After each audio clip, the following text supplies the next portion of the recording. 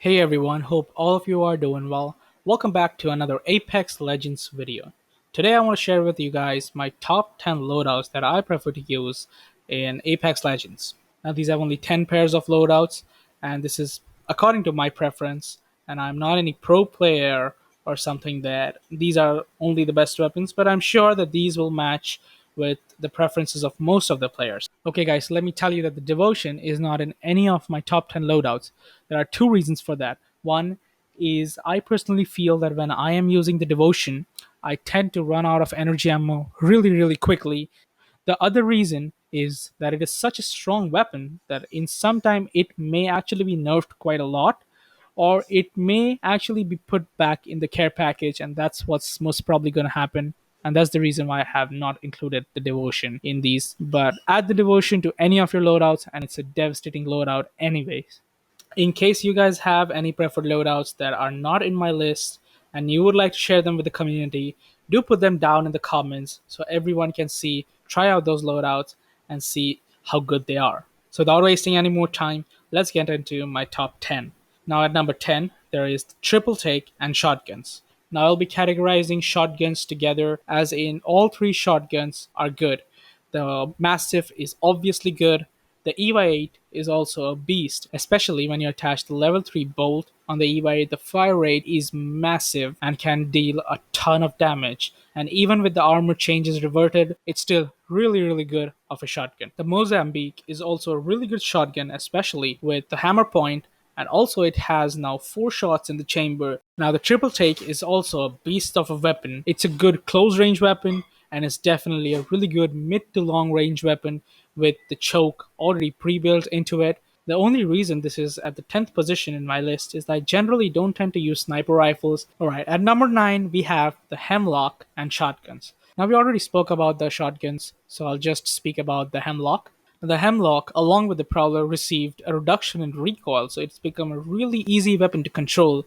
And in general, a burst on a Hemlock does 66 damage and over 100 damage if you hit headshots. This is a really good weapon to use at all ranges. It's perfect for mid to long range engagements and definitely useful for close range. Another reason why this is a really good weapon at longer ranges is that even if you're having difficulty in controlling the recoil, at a longer ranges you can switch to the single fire mode and you can still beam people. Next up at number 8, we have Wingman and the Prowler. Now, we all know that Wingman is one of the best and strongest weapons. Some people might even say it is the best weapon. The only reason the Wingman is lower on my list is that I'm not the best with the Wingman. I prefer the R301 or the Volt as my primary instead of the Wingman. But this is still on my list, as pairing a Wingman up with a Prowler is a really good combination. Wingman is a good mid to long range weapon, and you can definitely use it for close range. Other than that, the Prowler with the reduced burst is a very easy to control weapon and does a ton of damage. All you need is to practice a little bit with the Prowler in the firing range, and you will definitely gain control over it. And do try it out in the arena, and you will realize how good of a weapon the Prowler is. Now, at number 7, I have put the Wingman and Shotgun combination. The Wingman can primarily be used in mid to long range gunfights, and you can use the shotguns for close ranges. One huge benefit that this loadout has over the others is that both of these weapons are high damage weapons and thus do not require a lot of ammo to be carried. In total, you may just need 3 to 4 stacks of heavy and shotgun ammo combined, and you will be golden and good to go. Then you can just use the remaining space up to fill it with either meds, more shield batteries, or even grenades. Okay, at number 6 comes the R301 and the Prowler. Now, the R301 is a very well balanced weapon. It's a great weapon for mid to long range gunfights. If you're having difficulty in controlling the weapon at long ranges, you can use the R301 as a burst weapon by repeatedly tapping your mouse click instead of holding it down. And at longer ranges, it will help you to control your recoil much better. You can also use it at close ranges, though I wouldn't suggest it because at closer ranges, due to the slightly slower fire rate, it is not as effective as an SMG. And hence, as a secondary, the Prowler complements the R31 in just the perfect manner. Okay, now we are up to our top 5 loadouts, and most of them are the Volt SMG because it's way too powerful. So at the 5th position, we have the R301. Now, we talked about the R301, and we talked that it's slightly weaker in close ranges, so the shotguns complement them very well.